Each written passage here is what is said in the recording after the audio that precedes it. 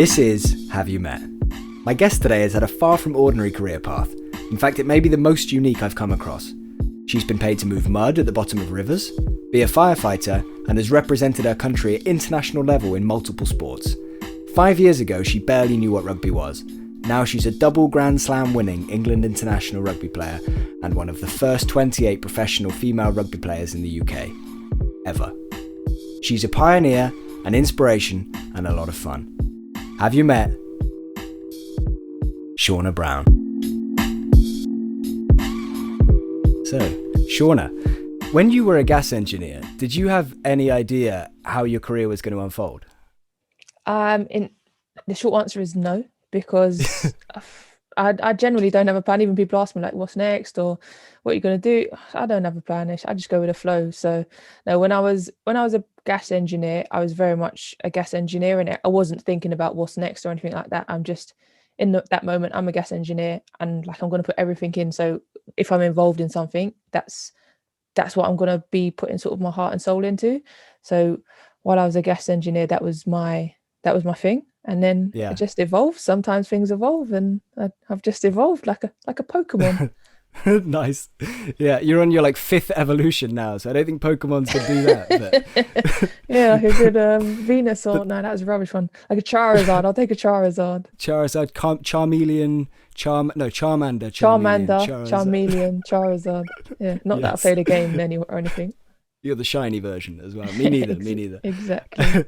So you're a gas engineer and you're like, okay, this is what I do. I enjoy it. I'm just going to do this for the foreseeable future. Were you like thinking 10 years in the future? Were you like, maybe I'm going to do this for 10 years? Or was it very much just the here and now? No, here and now. I mean, by the time I got to the fire service, I knew like it wasn't, for me, it wasn't going to be a lifetime job. And I think that's sometimes a reflection of young people's mind state these days, like younger working people, that actually we're not in jobs forever now. And that's not necessarily, it's not a bad thing. It's just the way of the world. It's just us wanting to keep ourselves fresh. It's like wanting to bring fresh ideas to different companies and looking for new challenges. But when I was at British Gas a bit longer, I would have said when I first applied for it, I'd have seen myself doing it forever. But growing older, maturing, meeting different people, coming across different sort of situations, and realizing that there's a whole world out there. That's only then when I realized actually I probably don't want to do this job for the rest of my life, and then just change from that. And from what did I go from gas engineer to diver, which is quite a change, and that's where it all started. The madness started in diving rather than engineering, I think. It is crazy. Talk me through that, first of all, the thought process. So you're a gas engineer. You've been a gas engineer at that point for what, 4.5, 5 years, I'm guessing? Yeah. And how did that thought come in to go to, okay, I fancy going and doing diving instead? So I was at a sports awards, and you sit on tables as you do, and you meet different people, ask them what they do. And two guys on my table just asked them, like, what do you do for a living? And they said a commercial diver. And I was like, well, so this next question that comes after anyone ever who says they're a commercial diver is, well, what does a commercial diver do? And they told me, and like literally straight away I went, because I was with my mum, of course I was, and went, I want to be a commercial diver. And she went, okay. She's very much a encourager and facilitator. Yeah. She'll just go, great. Sounds like a great idea. Of course you want to be a commercial diver. So pretty much just looked into it, looked at where I could train, how long it would take, how much it would cost, and all those sorts of things, and just went and done it, really. Nice. It's amazing. What was the training like? What kind of, like, where did you go? What did you do?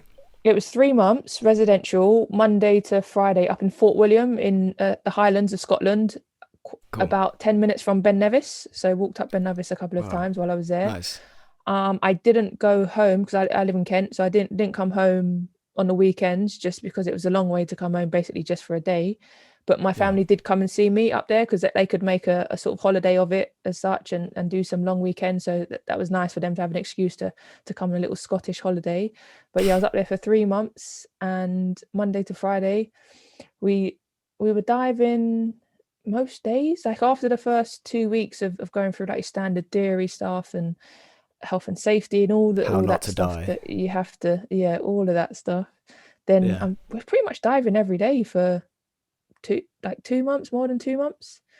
every day, Monday to Friday. But Nice. yeah, it's just Before that, had you done like any diving? Had you done much no. swimming? Yeah, I can swim. I swim, very competent swimmer.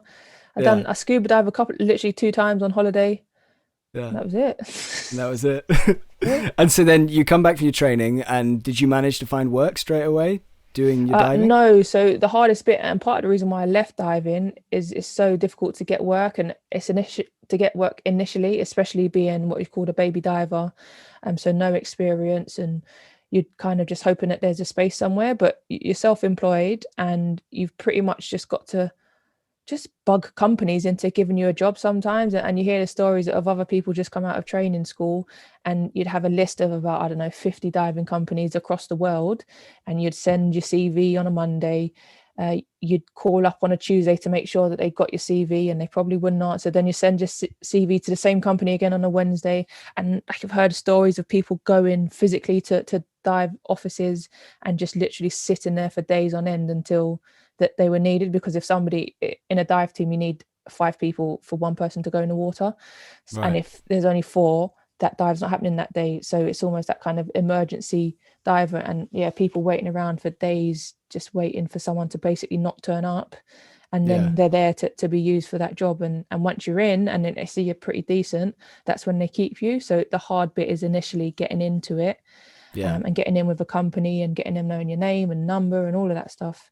But once you're in, then it's okay. But again, there's still like they'll have their regulars, and it'll only be if this group of people are not available, then they'll look to a different set. And as a baby diver, you'd be at the bottom and you'd be the last one sort of phone to see if you're available. But yeah, Yeah. it was a pretty tough industry to get into regularly and working, and I wasn't working very regularly, and it was getting better as I went along. But then the fire service came up, and that's even more regular. Yeah, we get onto the fire in a second, but just, and I don't want to talk about diving all of this hour, but just on the diving, what was like the craziest like thing that happened or like experience you had doing that? So it's not as glamorous as it sounds, and the main thing is you can't see anything. So everything Yeah, you're doing underwater is just by touch and feel and imagination, and your imagination does go crazy when you're underwater, and you think, oh, what is that? That could be, oh, that could be a shark, and you're like, oh, it could be a shark's tooth, and you're like, well, it's probably just a screw. But yeah, your imagination goes crazy, and there's not a lot of like glamorous things that I've done. So some of them was literally just in a dockyard, a tire fell off a boat and it was blocking the gate that open and close to the dockyard. So you just jump in, tie the tire up find a with rope tire. and pull the tire up. Yeah. Yeah, And that's like you get a day's work for it, which is great, but it's really not. Another one was I think it was steel. I think steel's quite expensive. So a load of steel rods fell off the boat in a dock. And again, just dive in, tie a bit of rope around it, get the crane to pull it up.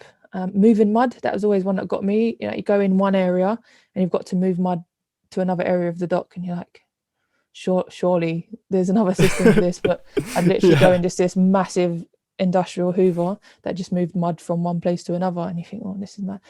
it's hectic. Mussels, Yeah, used to scrape mussels off of gates as well.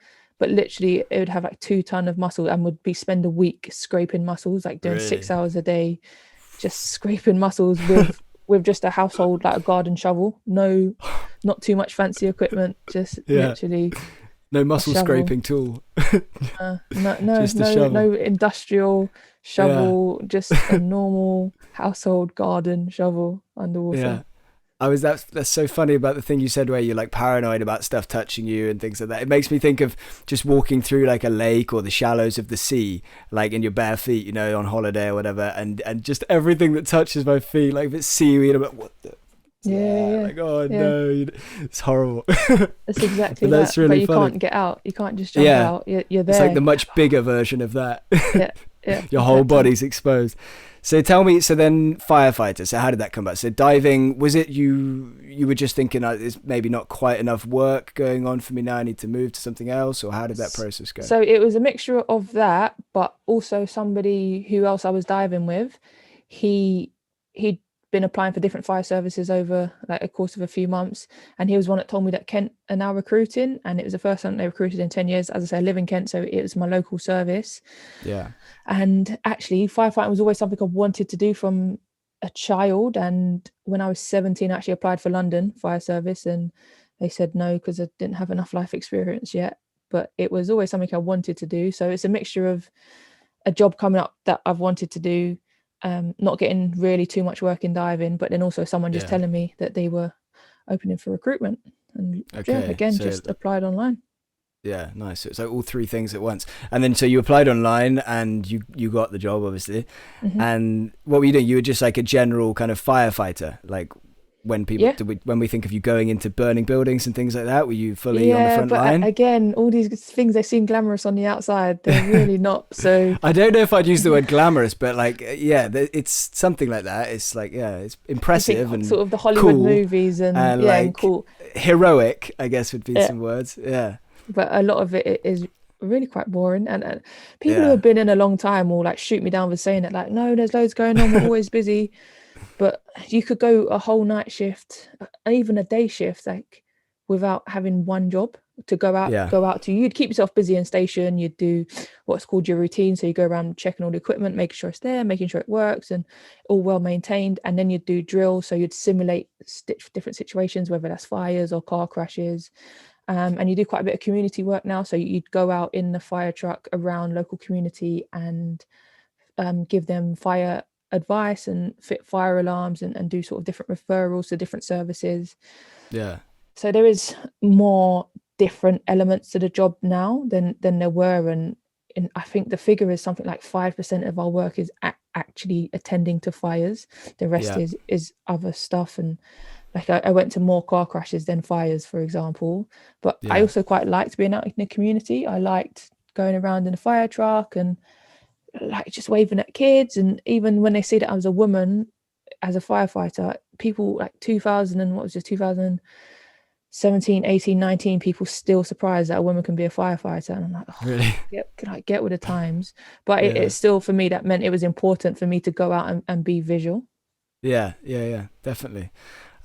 So even though it's only 5% is attending to fires, did you attend? Like, is there any that stick in your mind as like, whoa, that was something like that day could have been my last day, or did you have nothing like that? Were you like lucky enough to?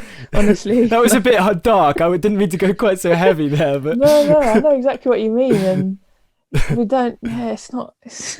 everything But was under control. bearing in mind, I wasn't in service for a very long time. So Yeah, you weren't first in as through a the door, thrown in. no, exactly. I was only there really for just over a year. So I trained, went out working. I think yeah, just over a year I done. So it's not necessarily Yeah, I haven't got the widest of sort of different elements of the job because I was only in there for a year. yeah. But it was yeah, not too many honestly, fires. I'm Not sure you're playing it down anyway. yeah, just it's not as exciting as it sounds. Or the biggest Didn't? fires were in training center actually, Yeah, and the hottest ones and there's a few times during training I thought, oh, I'm not sure I want to do this. Like, this is scary. This is very yeah, hot. This is very uncomfortable. Like I have a little yeah, panic in a small space and all of that. So my sort of biggest exposure to the big fires and to the danger was actually at training center. yeah. That makes sense, I guess, actually. Did you also you did some you were an inclusion teacher or something like that with the fire Yeah. service as well? So it Tell me was a bit about that. when the England contracts came up. So previous to full-time contracts came in 2018, Yeah, and so I wanted to as a female and growing up as a female athlete, being a full-time paid athlete is something that I didn't even think was possible. So to have that opportunity, I wanted to take it, but still bearing in mind like life will go on outside of rugby, and one day I'm not yeah, going to be able to play rugby. So it was important to me to try and keep my career on track in the fire service. And so just spoke to the sort of chief executive of Kent Fire Service and asked, is there something we can do where I don't have to leave the fire service and potentially like reduce my hours and still be a firefighter? And one of the solutions that came back was I would be a full-time rugby player, but I could change job roles and reduce my hours in the fire service. So yeah, it was within that I became an inclusion officer and working with what I was sort of more of an assistant to the main inclusion officer and working with her. It was something that I could do completely around rugby, and yeah, it mainly changed the priorities. Whereas previously, as a firefighter, like working at the fire station was primary and rugby had to come secondary. So if there was a shift that I had to do, then I had to stay at work and do that. But then it changed in terms of rugby became primary. So if there was a training session I had to be at, then and I couldn't be at work, well then I couldn't be at work. But it was all very, very positive environment, and very much assisted by other people, and the fire service were completely understanding. And if it wasn't for them, like I wouldn't have been able to live really, because the salary for England isn't and wasn't great. And that would Kent Fire and Rescue enabled me to be a full-time rugby player by still paying me a salary to do a job with reduced hours, and a job that was completely flexible around rugby. And that's just because of good people and good managers who completely understand. And that's a lucky girl in terms of being around those kind of people who want me to succeed. Yeah, or maybe they see something in you, and good people like respect good people and help good people out. So maybe there's something there as well. Sometimes I said, oh, like why did you help me? You didn't have to. And they said, well, we want to help people out. And as much as other people will look into a company and go, oh, like the people at the top they're not right, or they're always looking down on us, actually a lot of people want to help good people out. And even the way I asked, she said, because a lot of people come to them demanding things, and demanding that they have a different job, and demanding that they have less hours, whereas I genuinely just asked if it was possible, and if it is, can we go with it? And she said we were more than happy to help you out. Yeah, that's awesome. So the actual job you were doing are you still doing it now, the inclusivity? No, so I'm now on a sabbatical as of September 2020. Yeah, I'm on a 3-year sabbatical. Yeah. So hopefully get me through a World Cup and then reassess my career choices after that. Yeah, definitely. So to get into a bit of sporting stuff then, you used to do hammer throw and different things like that, like maybe discus, maybe shot put. I'm not sure all of the different ones you did, but yeah. So hammer throw was the main one, right? So growing up, it was actually discus was the main one. Discus. But hammer throw is what I'd done in the Commonwealth Games 2014. So that's actually what my biggest achievement was with hammer throw. But growing up, it was discus and shot put, but discus being the main one. Yeah. And it was mostly amateur when you were growing up? You're just kind of doing it for fun, you're training, obviously doing competitions and things like that as well? Yeah, so it's for me, it was entirely amateur. Like I never got paid to throw, I never got paid to train. It was I always had a full-time job. And again, whilst I got to the Commonwealth Games, whilst working for British Gas, and partly because of the support of British Gas, again, just like I got very good at asking questions and seeing what I could get from companies, and British Gas let me work less days a week, and like again just fully supported me, and got time off last minute when I needed it, or like some days if I wanted a bit of extra money, I'd say I was available to do a bit of overtime, etc. So again, a lot of my success is actually down to other people who have helped me along the way. And I just like to always acknowledge that it's other good people that are enabling me to do this good stuff now. Yeah, I think whether people want to acknowledge that or not, like 99% of people wouldn't be where they are without some help from somebody else, right?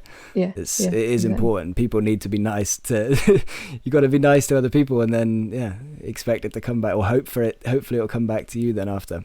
Yeah. But yeah, so tell me about your Commonwealth Games experience. Was that your first like big experience like that, your big event in the hammer? Or any of your athletics? So I'd been to, as a junior, I'd been to a World Junior Games and a World Youth Games, which was athletics championships, as opposed to a games, which is different sports.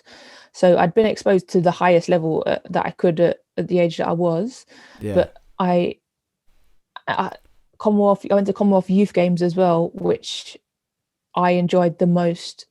And even now, I'd probably my two best life experiences are the Commonwealth Youth Games and the Commonwealth Games, more because like you meet so many different people and people from so many different parts of the world that you never even heard of, let alone know where it is. And people, and especially like with the Commonwealth, it's not even countries, some of them are just territories, as they're called. They don't meet the criteria to even be called a country. And people on islands of about 500 people, like that is their population, and just listening to their experiences. And then the other side of it is going to watch loads of different sports. So everyone always wants their sport to be in the first half of the game. So then you can spend the other 2 weeks just going around being a sports super fan, watching as Yeah. many different things as you can. But it's for me, the life experiences have been the Commonwealth Games and meeting people and listening to people and listening to their stories and being able to just go and watch any sport you want. Yeah, it sounds like fun. Was yours in the first half then, your hammer? Commonwealth Youth Games, I think it was. I'm very sure. Either way, I enjoyed it. So Yeah. I mean, I probably went out before anyway, like out to other sports before, because I'm Yeah. always very You don't, relaxed I was going to about say, you that. don't strike me as somebody that's going to be like taking that whole first 2 weeks, like stressed out, like working every No, second of the day. Like no. you seem very Well, relaxed and yeah, take it I've all had in to your stride. learn.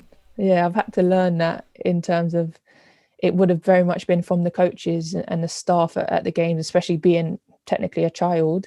They were like, Yeah. no, you've got to stay in, like you've got to rest, you've got to sit down, and you can't be doing too much walking, all of that. And I was like, yeah, got to do this. And as you get older, you realize, oh, like I've got to enjoy it. These are life experiences that I'm probably not going to get again. Like I need to enjoy Yeah. the moment. So the main Commonwealth Games, I feel like it was in the middle, but I was very much a super fan, just everywhere and going to watch all the sports. And yeah, I Yeah. can safely say I enjoyed my Commonwealth Games experience. Awesome. And you did really well, didn't you? In the Commonwealth, you got into the final, right? Yeah, so I made it into the final, but then I didn't throw very well and I think I came 12th. No, actually, I think it was 10th out of 12, but it Yeah. wasn't like I didn't fulfill my potential, which was really disappointing. And it was a bit of an anticlimax, really. I've like got to the final and then threw badly. And with sport, the harsh thing is like, that's it. You don't get another chance for another Yeah. 4 years for a Commonwealth, same with an Olympic Games. And yeah, it was a bit Yeah. of a, oh. I'm sure you look back on it. Did you figure out like what went wrong, or is it just not your day?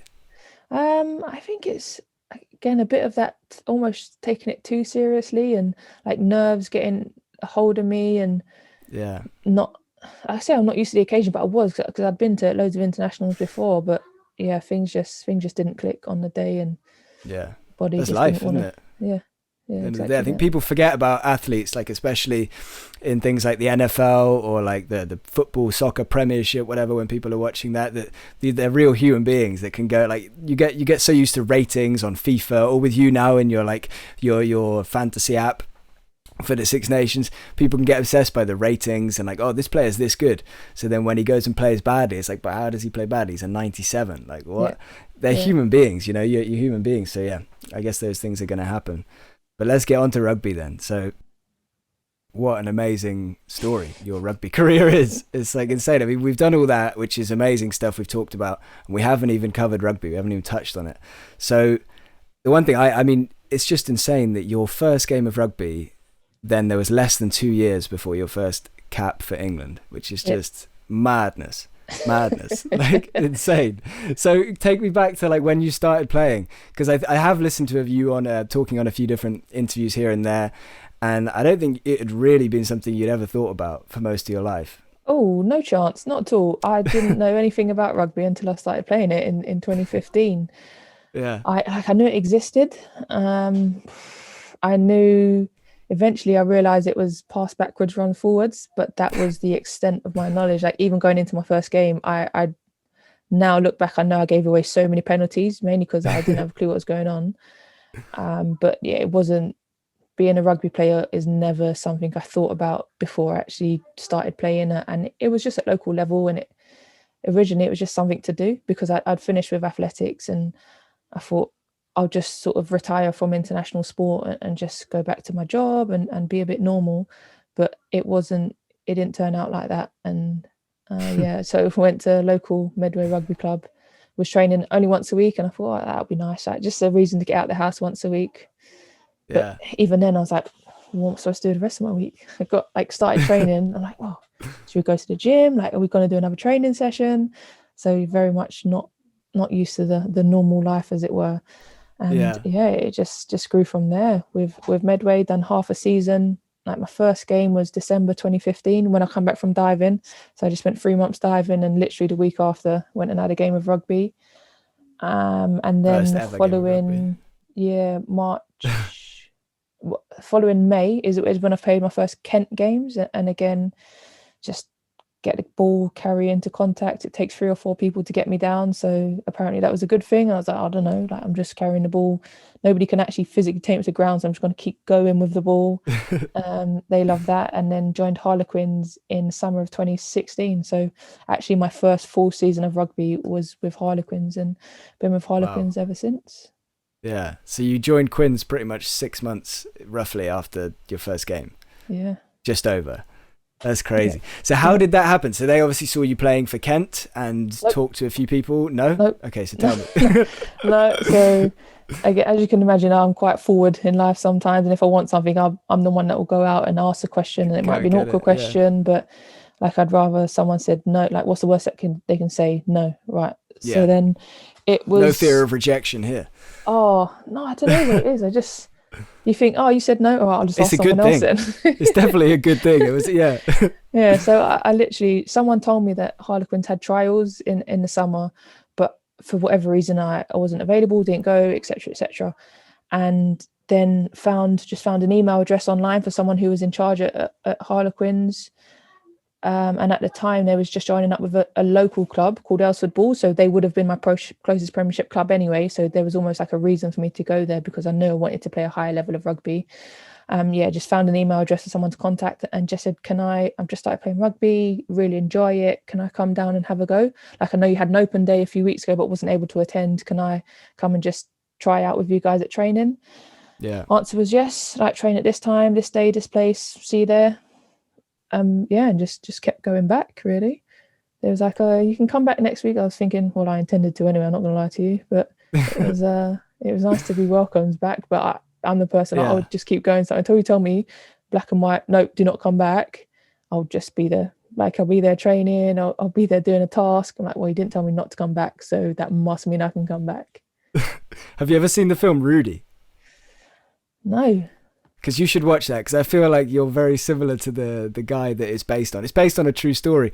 Okay. It's like this kid in America. It's about American football, and he always wanted to play for like his university. You know, university out there is like kind of, Yeah. it's like basically professional sport level here, or like slightly under the top level. Yeah, but anyway, he just does everything he can. He just keeps turning up, and they're like, no, and he keeps turning up. Just persistence, doesn't give up, and he gets his game in the end. It's a fun film. I recommend it when you got a Sunday where you're not doing anything. But yeah, that's just an unbelievable story. At that first day at training at Quins, do you remember anything you did that was just terrible? And everybody was like, Shaunagh, what are you doing? That's not how we play rugby. I think that, like, my first training session, I'm pretty sure it was, what was it? I don't think there was too much specific rugby stuff, because it was pre-seasons, which is mainly about fitness and strength. Yeah. Which, like, I could do that, especially strength, and that's what I had at the time, and that's my thing now. It is about strength. But Yeah. I remember lifting people in the line out, and like, I'm just lifting people because, like, that's what I do. I go to the gym, I lift weights. It's very easy to lift someone who weighs 60 kilos, because I go in the gym and lift a lot more than that. So I'm lifting people in the line out, Throw and then that. they just sort of look like, that's not difficult for you, is it? And I go, well, why would it be difficult for me? Like, she only weighs about 60 kilos. Why would it be difficult to me? And there's somebody else lifting her as well. It's not just me. Like, oh, well, nothing, carry on. And like, I just lift anyone who wanted to jump, and they came up to me at the end of the session and went, right, we can see quite a bit of potential in you. We know you haven't played, because we do passing drills as well, which is a problem for me. They're very much a problem for me, because we can see you haven't played, but we can see there's a lot, like, you have a lot of talent in there. We just need to teach you. We literally just need to teach you how to play rugby. And that was part of why I've been able to sort of accelerate so quickly, is because the main thing I've had to do is learn to play rugby. Like, it's not been getting stronger, it's not been getting in better shape, although obviously that comes with it, but the main barrier has been learning how to play rugby. And even now, the kind of rugby I play personally is very simple. Like, it's catch the ball, carry it, like, it's tackle people. Like, I don't have to do all the thinking roles, I don't have to make decisions, luckily. Like, you're not often looking for the pass. You're like looking for who you're gonna take down, who's in front of me. Yeah, exactly that. That. How much more do you think you have to learn? Like, so I guess you have a lot more to learn, so we can expect to see your game just keep going up then, I suppose. Yeah, there's a whole world that I don't know yet, but arguably I don't necessarily need to know in terms of like there's a lot I don't potentially need to know, so I wouldn't Yeah. cloud my brain with it. But Yeah. like I'll be doing myself a disservice if I said I still didn't know much. Like I know a lot, and even like that's reinforced when I go to other clubs and either coach other Yeah. clubs or just help teammates or go and watch teammates play. And that's when I realize how much I know and how much I've learned so quickly, because like there's Yeah. people been playing rugby for 5, 6, 7, like 10 years, and they don't know the basics of like a defensive system or how attack works. And I'm like, why don't you know this? Even I know this. And you know what I mean, I've only been it a few years, but yeah, Yeah. I do know a lot. I do play for England, so I must know some How bits. does it feel to say that? It's all right, I play for England. You're used to it It's now. cool. Was it like Yeah, the oh first yeah. couple of days? Were you like, yeah, I play for England. Yeah, I play for England. No, I Yeah, don't. It but feels then weird. like even when I got my first shirt framed on my wall, Yeah. and it was like talking to my mum about what writing to put in a plaque, and like I suggested first international debut, or like first international cap, and my mum pointed out, she went, well, it's not though, is it? Because you've done it in another sport. So if you're going Yeah. to talk about your first cap, like it has to be specific to rugby. So Yeah. yeah, it's cool to say you play for England, but I've like represented my country since the age of I think about 16. So Yeah. it's still, Yeah. and even And then it's it was not Great like you grew Britain. up a rugby fan. Yeah. Oh That's yeah. yeah. I'm not, That's and true. even so many like mates of mine, like the circles that I mix in, they're not rugby people, and I'll say I play for Harlequins. They're like, oh, great. I'll say I play for England. They go, oh, sounds great. What do you want to Cool. drink? Like, yeah, I'm not phased because it's not them. Like, if I told them You're I played buying in. football for England, if I Yeah. did, yeah, it's different. But rugby for England, it's like, oh, like what's that? Like tiddlywinks, or do you know what I mean? Is it an Olympic sport? Like, when do you do it, or how's it work? But Yeah. keeps me grounded, I guess. Yeah. Because you're from where? Southeast London. Is that right? Yeah, so I grew up in Peckham, Yeah. but now I Okay. live in Kent. And do you want to go like? Do you want to go back to where you grew up and kind of try and encourage them to get into rugby more? Is there anything you want to do around that? Yeah, and at this stage, it's something I think about Not right now, in terms obviously. of, yeah, it's something I think about in terms of eventually, and not just the area I grew up, but generally urban areas and built up city areas, because the main issue I would say with playing rugby is that you need grass. And I grew up Yeah. I went to secondary school, a good secondary school, but we didn't have grass. It was just a concrete playground. So it would be something I would be interested in eventually, and just the encouragement of getting people even to just think about it would be a bit of a win, and getting versions of tag and touch rugby out there. But Yeah. it's just letting people know that that there is honestly like a whole world of activity and career and jobs that they don't teach you at school, because they can't teach you anything, and like your parents won't teach you because they can't teach you everything, and your friends won't teach you because they've not done it. So it's just having the choices and being able to empower young people to make these choices, rather than a lot of the times choices are made for them, and I think unfairly, because like, oh, you're a boy, you've got to play football, you're a girl, you've got to play netball. Actually, you're a Yeah. girl, you can play netball, you can play football, you could play rugby, you could do darts, you could play chess, you could read books. Like, and the same if you're a boy, you can play netball. I mean, you might struggle to find a boys netball team, but you can go and play, you could do cricket, like you can just, Ballet. yeah, you can do ballet. Yeah. And in fact, like male ballet dancers are incredible human beings, and you see the stuff Just that look they at Billy do, and Elliot. yeah, it's the men ballet dancers are huge, like strong and dynamic, and Yeah. it's very, yeah, it makes me very jealous looking at ballet dancers in general, because they are such incredible humans. Same with gymnasts as well. Gymnasts, Yeah. trampolinists, ballet dancers, all of that. Mind blown. Yeah. That core strength. But no, you're right about putting people in boxes, and it's just the way society works in a lot of ways, isn't it? It's just so ingrained into us that it's, oh, you go to school and you do these subjects, and you have to choose one of these subjects, and then, oh, you need to choose, if you want to go to university, you need to do something like that, and if you don't go, what are you going to do? And you need to do this, you can't do that. Yeah. It's, Yeah. And yeah, that's you're sort very, of one of my struggles in terms of with other people in life. And I'm like, you go to the park, I take my nephews to the park, and they're boys, so it's very acceptable for them to be in trainers and tracksuit, because I mean, if I'm going to the park, I'm a girl, I'm in trainers and tracksuit. But you look around yeah. and you see the little girls in dresses and skirts and sandals and flip-flops, and you think, how are they going to play comfortably in sandals? You're making, just an adult making choices for the child, you're telling them that they can't play, like they can't swing upside down on the monkey bars, they can't go down slide in case their skirt comes up and the knickers come out, and then they get teased for having the knickers out, so then they don't do it again. Or they can't run around in flip-flops because they come off and your feet hurt and all of that. And then it's like the little girl now doesn't want to run around because her feet hurt. It's not because she doesn't want to run around, it's because her feet hurt. Yeah. And you think, just sit down and play with the daisies, because you don't want to run around, when actually she doesn't want to play with daisies. She wants to run around with her mates who happen to be boys. But again, it's just like, as soon as you get a little girl and a little boy, like, oh, is that your girlfriend? Is that your boyfriend? Like, just let them go and play. Yeah. It's how, and people are not malicious with it, but it does wind me up but it's just ingrained, isn't it? It's just like, it's just how it is, and it's just the way it is, and people don't try and change it, or not many people try to change it. When you were at school, I think we were in the same year. When you were at school, like, I don't know, in your school, what was the sports stuff like? Was it netball, hockey for girls, and football, rugby for boys? Maybe not rugby, but was it very much different? So at secondary school, we actually had a trampoline at school that made our school posh in the local area, because we had a trampoline. Nice. I went to a mixed school, and I always remember seeing a register once, and it had a little red star next to my name in the register, and I was like, pondered it for a few sessions, and I thought, I've got to ask. I'm not in trouble. Like, I've not had a detention. Like, I've got to ask what it is. And I said, why is there a star? They said, well, it's just to let everyone know that you're a bit special, and you can basically be in any group you want. You can do anything you want, but like, we just have to keep an eye on your ability because it's so much better than everyone else's. And I was like, okay, I'll take that. But even like, we got into sets, I think probably pretty much from early, and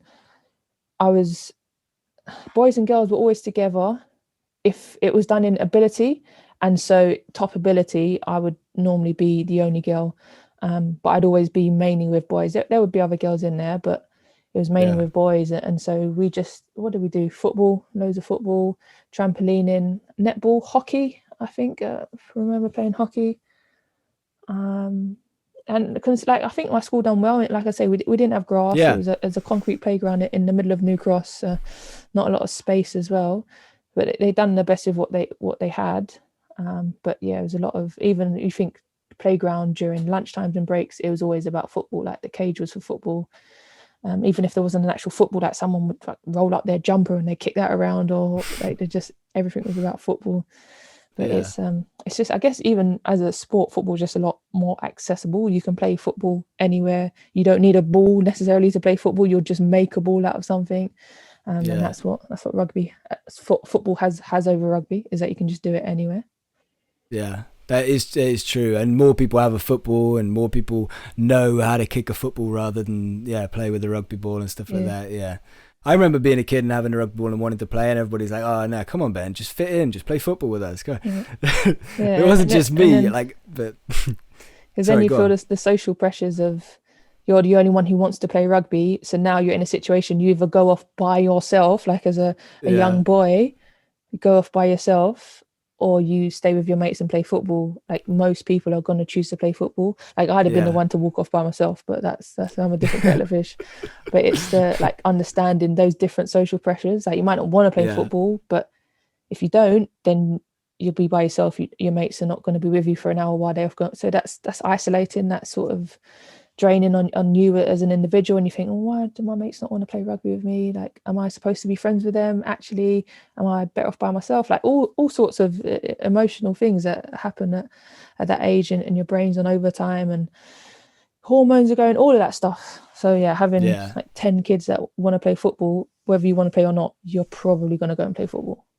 Yeah, pretty much. I think I did. I think the rugby ball ended up being one of the posts, but I think I also managed to like work out a deal where there was a bit of rugby afterwards, something like that. Yeah. But the reason I asked you about your school is because in my school, when I was in school, like I say, I think we were in the same year, it was all very much separate. Like, not the whole thing. Like, most of the time it's all mixed, but for sports, it was like the guys would do football while the girls did netball. The guys would do rugby while the girls do hockey, and just whatever you can imagine. I don't really remember having any. I'm sure there was one or two. Even swimming, I think, was separate, and pretty much everything, really. Even athletics, I think. And now looking back, I'm thinking it must be different now. I'm thinking it must have changed now, 10, whatever, 12 years later, or 15, how old, I don't know. But Yeah, I yeah, think it must have my school changed. was, I'm pretty sure we were mixed throughout. Or if we wasn't as a whole, I was definitely with the boys. But now I don't know. I've not been back to Yeah, school to PE lessons yeah. in a while. Like I go back to my school and visit every couple of years. I mean, I'd like to think it's done on ability, but again, if you Yeah. do it on ability, then you are likely to have a lot of boys in the top set. And then again, does a girl want to be the only girl amongst, I don't know, 20 I odd think it should boys? be like preference more. I think should be like, what do you want to play? Do you want to Mm, play, choose some of these sports, right? And then like, okay, so these girls want to play football, so we're going to put them with these guys. mm-hmm. These want to play rugby. There's three boys here that want to go and play hockey or netball, and Yeah, it should be able to be figured out differently rather than just yeah. obviously not what it used to be, but yeah. Anyway, let's talk a little bit about the Six Nations and the World Cup and where you're at now with rugby. Mm-hmm. So yeah, you're about to play the final, not this Saturday, next Saturday, right? That's right. Yeah, yeah. Yeah, and you don't know who you're going to be yet. It's either going to be France or Ireland. They play this weekend. Mm-hmm. That's right. Who do you want to play? Um, just because it'd mix it up a bit. If Ireland win on Yeah, Saturday against France, that's a huge deal, and yeah, it's good.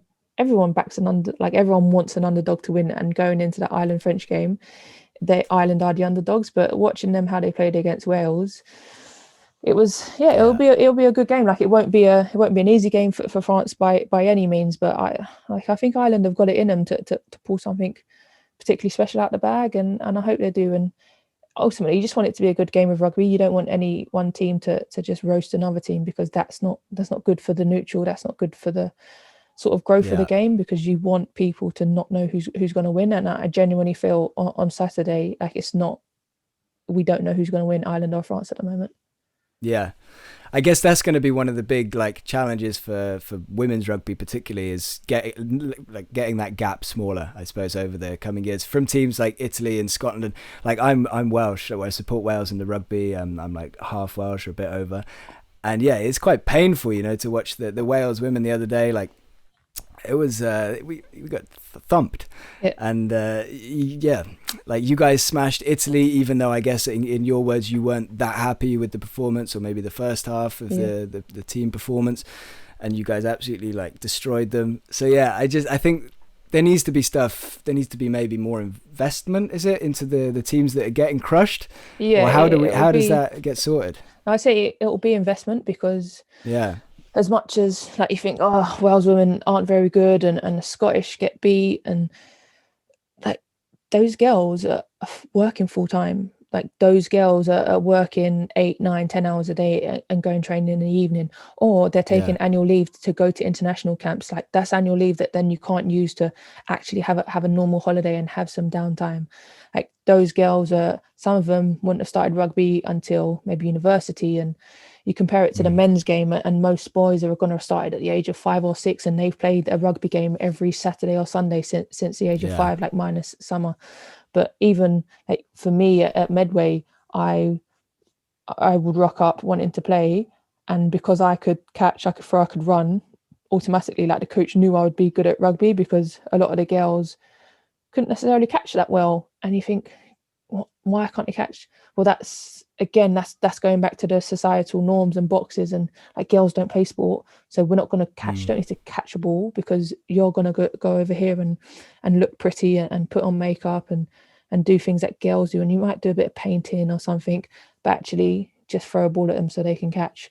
But it's the even not being able to train with a full squad. So again, boys from the yeah, age of 5 or 6, they've been able to train with a group of at least 10, 15, 20 players, like twice a week for however many years. Whereas girls, like a good girl session, sometimes you might have 5 or 6 girls there. And there is a lot you can do in a session with 5 or 6 girls, but it's a very different session to having 30 girls week in, week out, like 30, yeah, 40, 50, sometimes even plus, to come to a session and have a gaming session. Like the difference it makes to being able to play a game of rugby at training is huge. So like it's the definitely. opportunities are not there for women growing up at the moment, and How many times have a women's team had to lend the opposition players, for example, even for a friendly, and the opposition haven't been able to field a team for a league game, and so then they can't play. So now again, that's another week of not being able to play rugby. So yeah, it's has to be investment right from the bottom, Yeah. and the encouragement of girls to play, and it's the easy win in terms of that's where the growth of the sport is going to be, because like everyone knows men and boys play rugby. Like it's every club has, if there's a rugby club, there's a men's team. If there's a rugby club, there's a youth team. But not all rugby clubs even have women's teams and girls sections and girls teams. So that, like, the facility is there, the rugby pitch is there, the clubhouse, the toilets, the showers are there. You just need to tell girls and women that they can come and play rugby, and that's a lot easier than it is from building a clubhouse or a whole club from scratch. Like, we just need to let people know that they can do it, and Yeah. that's the easiest growth of the game, and just get more girls playing, and so we'll get a better standard of rugby throughout. Yeah, that's really cool. And I guess one big thing as well is getting paid for it. And I suppose like a few years ago, it's probably not going to be the easiest thing to convince girls to go and try and play rugby when they're like, yeah, but I'm never going to be able to get paid for it, even at the top level. But you are, am I right in saying that the 28, they were the first women in the UK to be professional, like paid rugby players?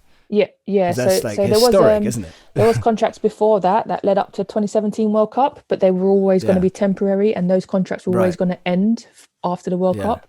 Whereas the ones now, these are here to stay. These are indefinite. This is very much like in the system, part of the annual budgets, etc., etc.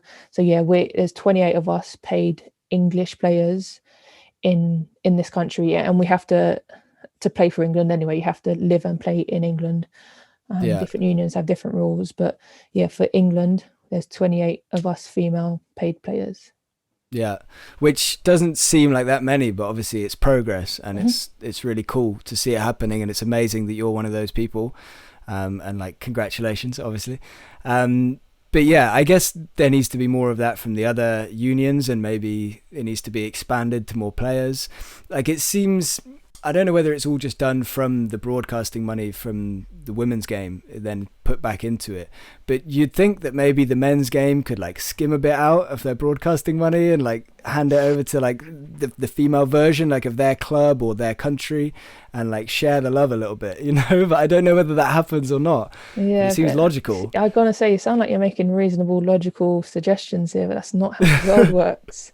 That's true. That's true. I've no idea how their money works, and I know across in America, the NBA, they have to give a certain proportion across to what is the WNBA.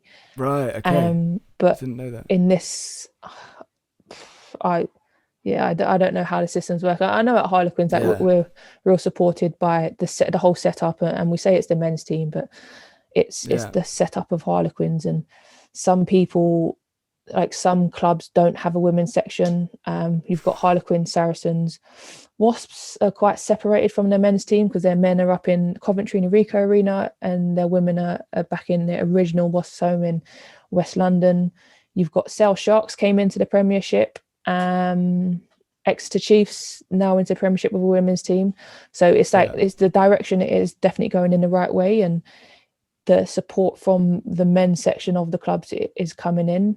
But it needs to be a lot more to get a lot more people, and consistent, I guess, and like across the board. And like we say with international, like it doesn't take a genius to figure out how many people can fit in Twickenham and the Millennium Stadium, or not that it's called that anymore, but and how much tickets cost these days. They're like £50 to £100 a ticket.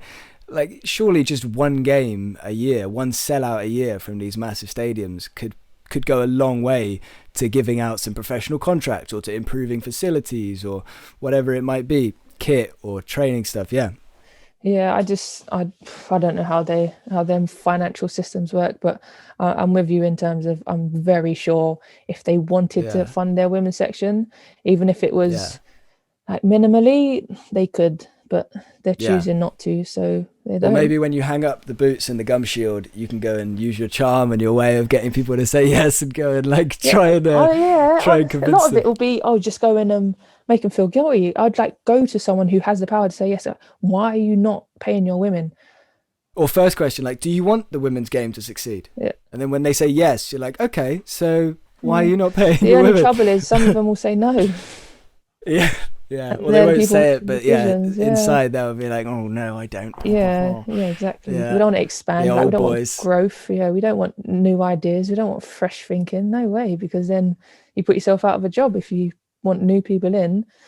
But yeah, Yeah, it's a whole world of unreasonable decisions out there at the yeah. I moment. know, I know. Look, we're coming to the end slowly but surely. But yeah, on that subject, I just wanted to. Well, actually, not on that subject at all. On a completely different subject, because I just completely forgot the thing I was going to ask you. I'm not going to tell anybody that, but yeah, on a completely different subject. I heard you talking in an interview or like in a little clip or something on YouTube about you always wanted to be like a superhero, something Oh like yeah, that. oh, I'd Yeah, love yeah. to Does be a that ring a bell? superhero.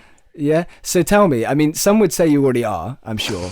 And actually, as I'm asking this question, I'm seeing again the picture behind you. And Yeah, that one. all our Can you work out favorite that one Iron is Man. as well? I can't actually. That's Wonder I can't Woman. quite figure it out. Oh, is it? Okay, Yeah. like a dark version, like a kind of Yeah, oh yeah, scary version. it's a sort of graphically designed blah blah blah fantasy Yeah, one, but it yeah. looks cool though. Yeah, yeah. So yeah, what would be your superpower? As I said, some people probably already think you are a superhero in a lot of Oh, ways. And I one mean, look at your superpower. CV. Like, Oh, I've well, never you don't have to really. have just one. You can have a couple if you want, Well, I Shauna, could if tell you're you special. what So superhero I'd want to be. okay, let's do that first. So it would be a hybrid of Iron Man and Wonder Woman, because So you're main. already taking two. Yeah, yeah. So if you made me choose one, I'd probably choose Iron Man, mainly because like Iron he's Woman. he's just like, naturally as a human he's very much a human. He wasn't born Yeah, special, like he's made himself special. And I know yeah, he's got a lot of money, but it's even how cocky he is, and even how cocky he is, he still wants to do good, and he yeah, still like puts a lot of money and a lot of investment into doing good for other people. And he's just badass. He's just like he rocks into places and like, yeah, I know I'm the boss. yeah, Like, get me a Coke, please. uh, yeah. That, so yeah, I'd go Iron Man as a go superhero I'd Iron want to Man. be. So I guess I can see why it's hard for you to choose the superpower because yeah, he's like doesn't like what is his superpower? It's like the suit basically, isn't it? Yeah. But it's also kind of how he is. So if you could choose a power, come on, strength. You got to throw that hammer like a couple of countries or like speed or Yeah, I think I'm going along the lines of X-ray vision. super fast or super strong. Let me think about it. I think it'd be super fast, because It's forwards actually, or backs, if isn't it? you're, That's the I question. know, and I've chosen the wrong one considering the position I play. But I feel like if you're Yeah, super fast, then you don't need to do anything else, because you just do everything before everyone.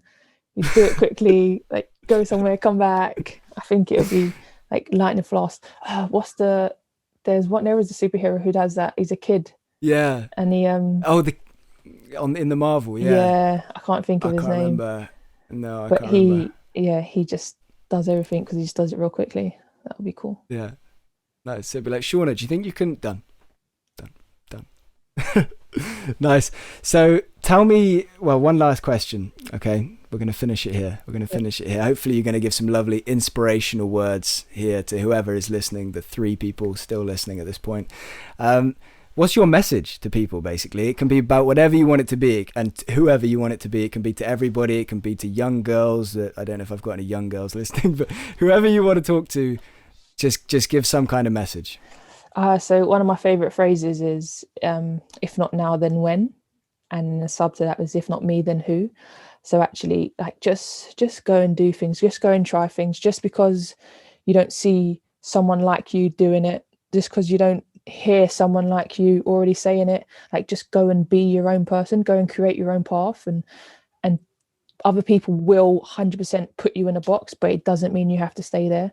Like, just open-minded, open thoughts, have a go at things. If you don't know if you're any good at it, if you don't try it, you'll never know. Like, just go, think of something. Oh, that would be really cool.